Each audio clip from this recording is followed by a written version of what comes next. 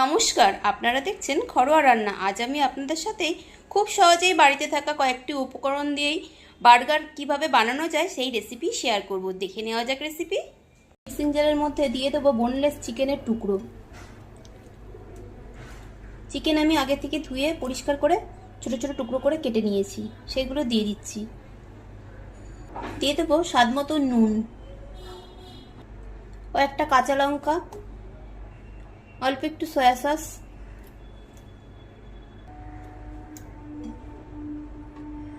দিয়ে দিলাম আদা আর রসুনের পেস্ট। এখানে আপনারা গোটা থাকলে গোটাও দিতে পারেন কয়েকটা টুকরো করে। আর পাউরুটি আমি টুকরো করে কেটে নিয়েছি, সেইগুলো দিয়ে দিচ্ছি। দিয়ে মিহি একটি পেস্ট তৈরি করে নেব।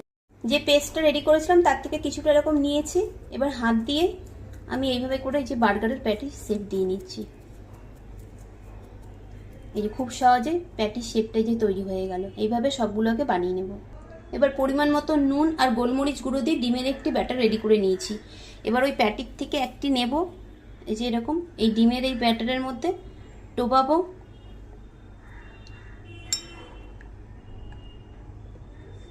বিস্কুটের গুঁড়োর মধ্যে দিয়ে কোটিং করে নেব। ডাবল কাটিং করলে বেশি ভালো হয়, তাই আবারও আরেকবার ডুবিয়ে নিয়ে আবারও বিস্কুটের কোলার মধ্যে দিয়ে এই যে কোটিং করে নিলাম। এইভাবে সবগুলো প্যাটি আগে তৈরি করে নেব। কড়াইতে দিয়ে দিয়েছি সাদা তেল। তেল গরম হয়ে গেছে। এবার প্যাটিগুলোকে তেলের মধ্যে ছেড়ে দেব। এবার আস্তে করে উল্টে দেব।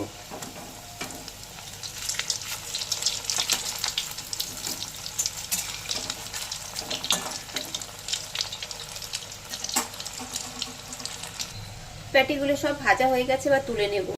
একটা বাটিতে নিয়েছি বেশ কিছুটা মেয়োনিজ।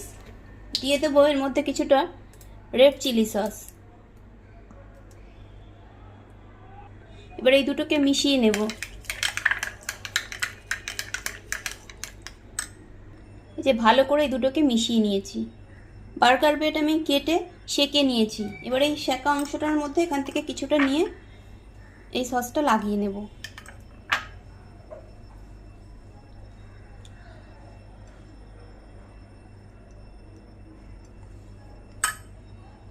এর উপরে দিয়ে দেবো লেটুস পাতা।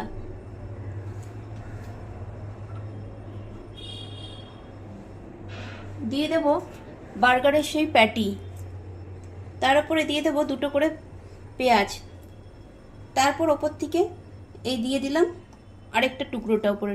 তৈরি হয়ে গেল ঝটপট বাড়িতেই দারুণ স্বাদের বার্গার।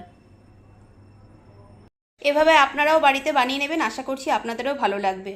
খুব শীঘ্রই দেখা হবে নতুন কোনো ভিডিওতে। সবাই ভালো থাকবেন।